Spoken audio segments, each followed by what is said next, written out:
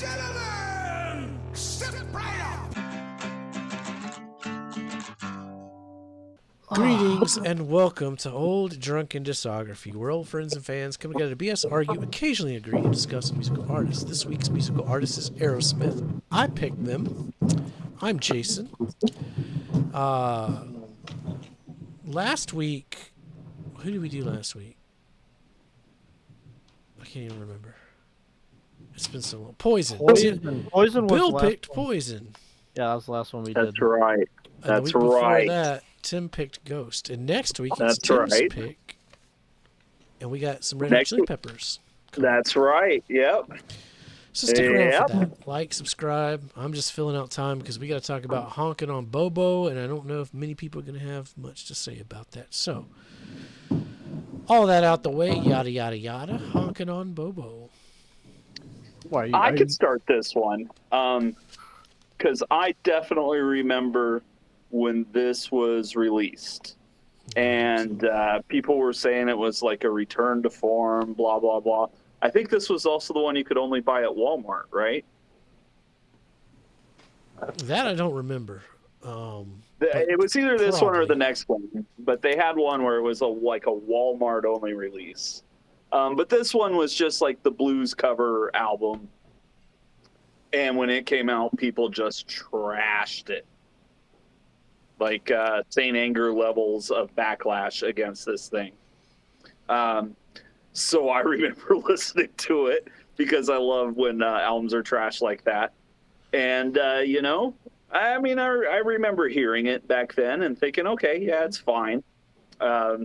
And then, of course, I came back around to it for this. And, I mean, really, there's so many classically good songs on here. Like, these are just standards that they've been playing since before they recorded the first album. And so in many regards, I'm going to say that I think this is a positive direction for them, where theoretically, all five of them got in the same room and just cranked these out real quick. It certainly sounds like it. And based on the last couple albums that really do feel arranged and constructed, I felt this was pretty refreshing. Look who the producer is, too. I didn't even see who produced it. Oh, you see? Well, we're bringing back Marty Fredrickson, who I think saved 9 lives, but ruined just push play. And we got Jack Douglas is on here too, huh? Okay. He's coming back.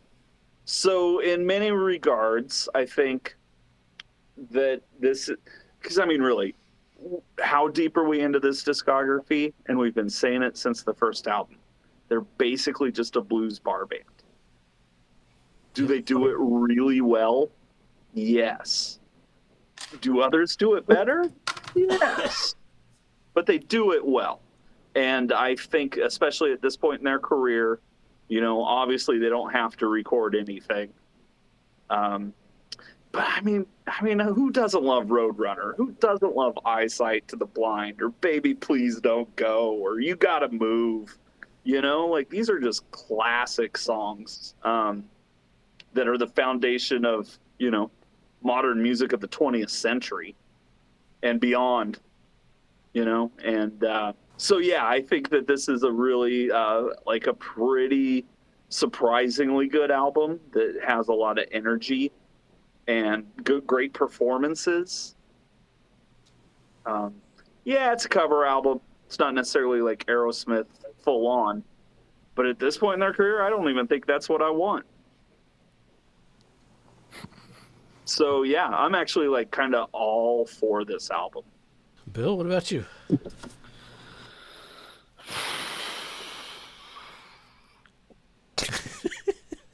We know how you love blues. He hates the blues, so I mean, I love the blues. I love, I love Bo Diddley. I love Muddy Waters. I love Mississippi Fred McDowell, Sonny Boy Williamson. These are great artists. They even do Peter Green, Fleetwood Mac on here. pretty I'll cool. I'll say this: the sound that they were having in here definitely went back to what they were kind of sounding like those first couple albums, which makes sense. Um, Personally, I think it was Shame, Shame, Shame when I was listening to that one. I couldn't help think of the JD by Ryder commercial, the little jingle that they got going on. I swear to God, it's the exact same melody. I hear it every time. Well, these are foundational songs to every rock and roll song you've ever heard. Like, Which these I are the ones, like, I mean, Jesus, Baby Please Don't Go was what, like 1940 something? And people are still ripping that song off. Yep, and I can believe that. Though I wasn't a super big fan of the sound, I wouldn't say it wasn't bad. It's just I didn't like the sound. Like it was a personal issue, not a. It was a subjective, not objective issue. That's how I want to. Sure. Okay. Um, I mean, I say my notes weren't. It wasn't my notes for Just Push Play where I wrote the same thing for every song. Um, oh, then I said please stop on the last one, but that's beside the point. Um, I don't know, like for me, it just wasn't. It wasn't bad, but it wasn't great. I'm not sure if it was good for me either. It was good music, but not good for me. Cover albums are hard, man. They are hard to put in these discographies. There's different factors you have to think about. Sure. 100%. Saying I'm not too familiar with any of these original songs, like the original versions of them. I mean, if you played it, just 40s and 50s blues, which really isn't my wheelhouse Sure. at all. I went through a phase in my 20s, like, is when I really got into the blues. There were a couple stores around the Pensacola Mall that were blowing out cassette tapes. And so I was getting like a bunch of 80s hip hop, 70s funk, and 60s blues. Mine was around 2012, 13. I kind of like dipped my toe in it a little bit. What about you? I don't know if you guys are familiar with the band Clutch. They'd be a great one to have on the list coming up soon, but they got like 13 or 14 albums. But they have really kind of like taken that old school blues sound and introduced it into a more modern metal sound that's pretty interesting. So, yeah, we can. Clutch. Okay. Yeah, right. Brian, did you go? I think we lost him. Yeah, I know. I was setting something up, but I'll wait till he gets back. 2 hours later. Right. I had my phone plugged into my laptop, and I didn't think anything of it. We was speculating wasn't- like power went out or something. No, I guess my USB is trashed or something because it just did poop. Oh, but It's almost like they make them to crap out after a couple months. Well, this is a 6-year-old gaming laptop, so I guess it's probably about time it's starting to crap out on me. All right, Brian, we're glad you're back. You had to just leave real quick. We was talking about honking on Bobo. You had to go honk on some Bobo, but now you're back. We're glad to have you. We all honked on a little Bobo while you were gone. I'll bet you did. You're up next. So what do you think of Aerosmith? Aerosmith's honking on Bobo. Well, I wasn't aware that it was a covers album, so I'm not familiar with this material they covered. But I did break it down track by track. I felt like Roadrunner was a great opener for the album. It had a great modern guitar tone. My first thought that I noted was it probably sounds heavy as hell if they played it live. Shame, Shame, Shame. I got to throw out that The Who played Roadrunner on their Live at Leeds album, if you want a really heavy version of it. Hell yeah. All right. Yeah, they kind of like mix it in with My Generation. It's good Check stuff. that out. For Shame, Shame, Shame, For me, it sounded like the band was having just absolute blast playing it. It did have like a kind of a tinny sound to the recording, kind of like a Fallout kind of a sound. But I thought it was a great guitar solo early on. Eyesight to the Blind, saloon blues rock all around. The piano here really hit the mark. Great vocals and delivery. Uh, Baby Please Don't Go. The intro was awesome. Thought it was sinister sounding. I loved how the vocals went along with the guitar. I loved hearing Steven Tyler's screaming vocals here. The harmonica was awesome. It rocks the whole way through for me. Never Loved a Girl. Perfect time in the album for a slower track. Back Train. Again, awesome intro. The vocal work was top notch for me. Menacing beat. You Gotta Move. I actually put a note. This is a cover, right? Anyway, cool groove. But it wasn't a fun song for me. Yeah, I'm Didn't pretty really sure enjoy it as Zeppelin did much. "You Gotta Move" at one point. You know, I never listened to a lot of Zeppelin. Who wrote it? Fred McDowell, Mississippi Fred. Right on. The Grind had a very hard to deny beat.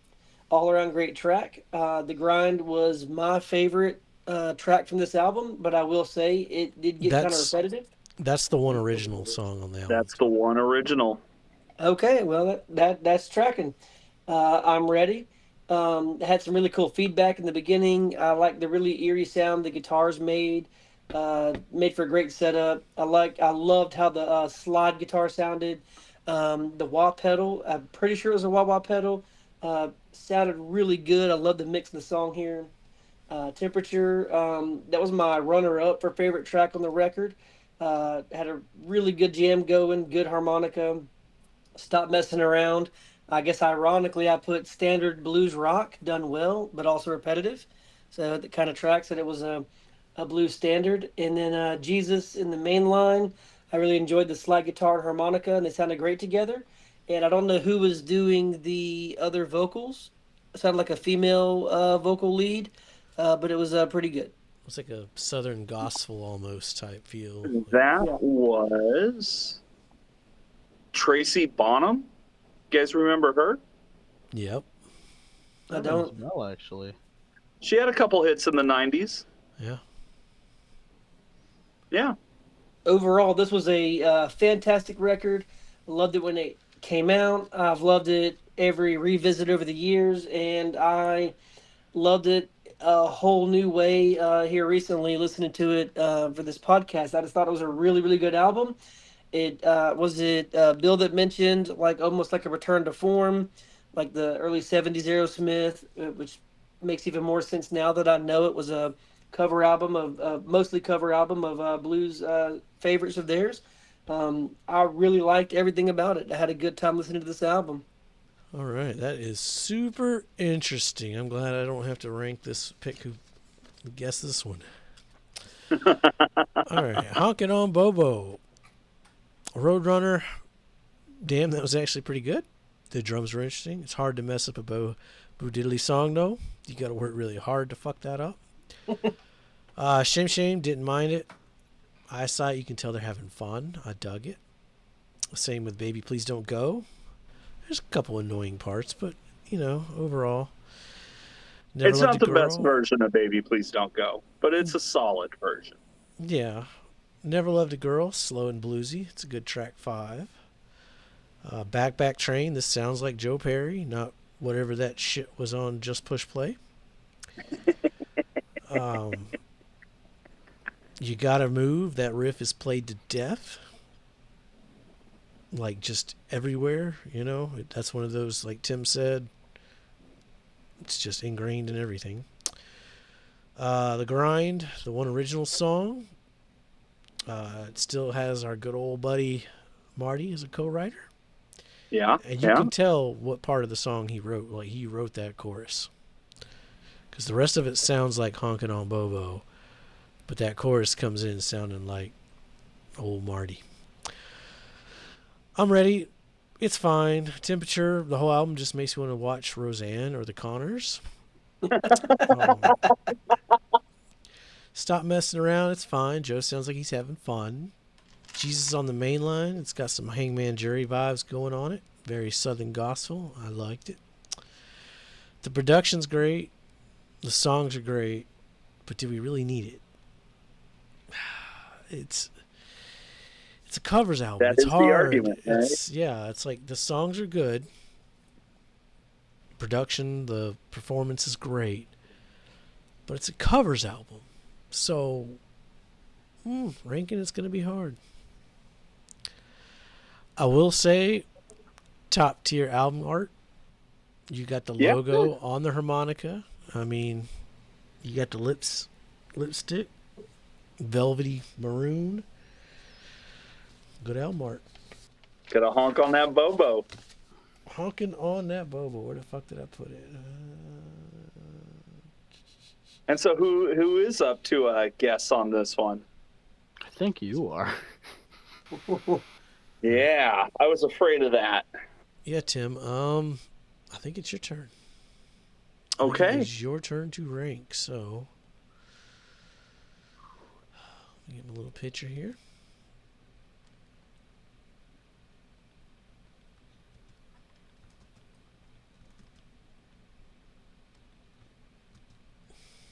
Brian's going to have it above Night at the Ruts, but below Permanent Vacation. You started off good. A little higher up. A little higher up, so it's above Permanent Vacation, It is. but not as good as Pump. Better than Pump. Wow. Okay. Oh, Okay. oh shit! Would you mind scrolling over a little bit to the rest of the... Yeah, I like seeing all that.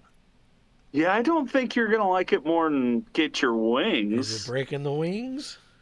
Breaking the Wings? Whoa. Okay, yeah, I'm way shit. lost on this one. God, okay.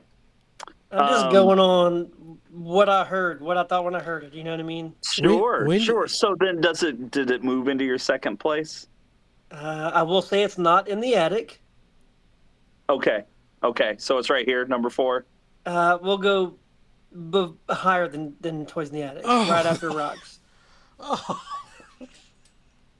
That's a bold choice, and I like it. Never mind my hot takes. It I just- don't have hot okay, takes. When I just sit Yeah, down I and I feel think I normal. want to show these albums to somebody who's never heard the source material, doesn't have any background, doesn't know all the awesome tracks that we're familiar with off of Toys in the Attic, it's just a better overall listen for me. I think it's the nostalgia from Rocks and Get a Grip are very strong, but Toys in the Attic not quite strong enough. I just feel like it's a very solid album. It's a great effort, great release all around.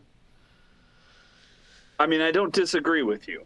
I don't disagree with you. I You just know what? know if I'd Honestly, put it I in was top ready to put it 3, above though. Rocks. I was ready to put it above Rocks up until a little earlier when I learned that it was basically a covers album, and I'm like, well, So that kind of so played Tom, into it a little. So if you didn't know it was a covers album, it would have been your number 2 album. Actually, I was toying with the idea of it being number 1 with Get a Grip back and forth in my mind. And it being the covers album kind of had me recalibrate kind of last minute when we were. But, like, It's a solid does the effort. fact I mean, I that being just. a covers really change your view on it that much? That I you were guess it- I considering guess it it being does. number 1. I guess it does. I really wanted it to be my number 1, and the reason why it's kind of like making it difficult for me is the songwriting creativity factors kind of taken out, and it kind of takes just a little bit of it away. Takes a little bit of the man.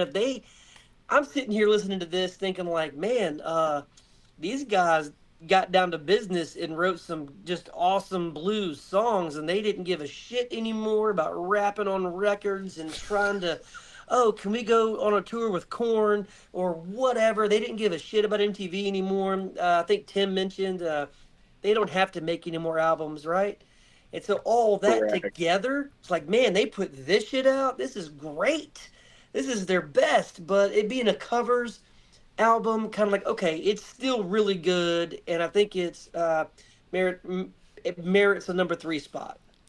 I mean, some covers albums would merit potentially a top spot in some discographies. I mean, I'll say that. I understand the whole I'm creative pretty sure I part did of, it with Metallica. Yeah, yeah, like, that's a good point. I mean, like you take like Weird Al, like half of his songs. I mean, it's parodies, but it's still they're That technically polka some form party of is top cover. song every time. Yeah, Yeah. Polk's pretty good. I think I'm comfortable sticking with it at number 3. Fantastic album. Never mind my hot takes. Yeah, I'm just kind of flabbergasted. Okay. Am I I a think- hot take? I think Bill is gonna put it below Done with Mirrors. Yes. And I mean, and that's a little bit more subjective. I'm also just feel like polarizing Brian here on this one. Sure. Sure. Like, if I liked the blues more, album would definitely move up more on my list.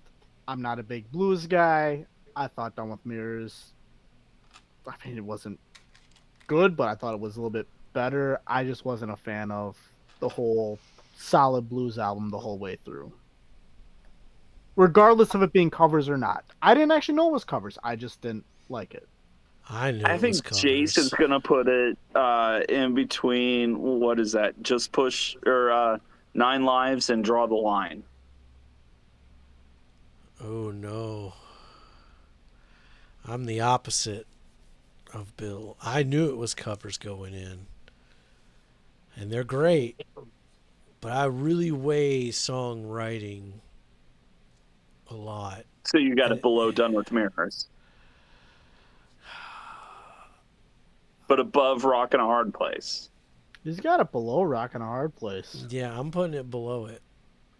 I'm gonna put it below Wow. it. Okay, but above Just Push Play. It's going above that. Okay. And it's a solid listen, and like covers are hard. Cover albums are hard. I mean, I could think of one You got- artist where I would rank their covers album exceptionally high. Oh, I mean, I got a couple too, but it's just ain't Aerosmith.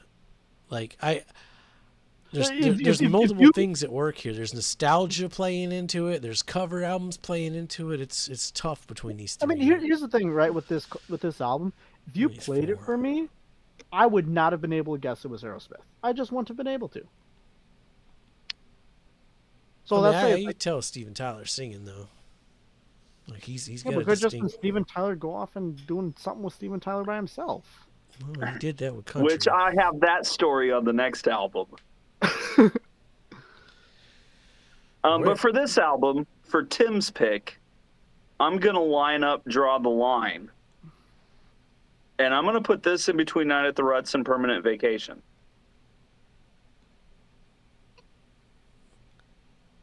Not gonna lie, I thought you were gonna have. Oh wait, no, you said not. Never mind. Disregard what I was about to say.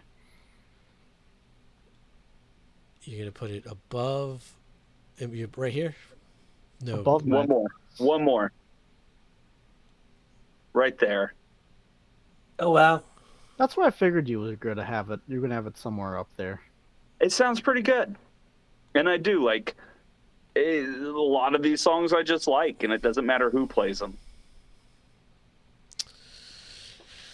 Well, Honkin' on Bobo just became the most interesting video in this entire discography that we've done It's a good record. so far. We still got one more to Right? go. Still got one more to go. Oh, is the next one going to be better? Could be. No, Stick around. Shh, no spoilers. He said no. No, don't get excited. No. Either way, it'll be entertaining. So, it will like, be subscribe. entertaining. We'll see you on the next one. Be safe. And what, Tim? Make crack like this. Why is yours always ended with crack? What is your obsession with crack? It's good. It gets you really high. Remember to I share was us with lining your you up for friends that. because No honk on that Bobo. hate us. Beep beep beep beep beep beep. Yeah, exactly.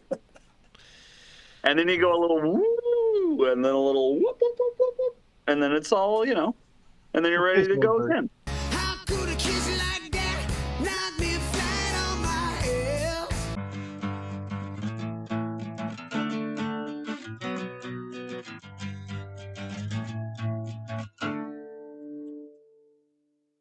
And then you go a little woo, and then a little whoop, whoop, whoop, whoop, whoop, and then it's all, and then you're ready to go again.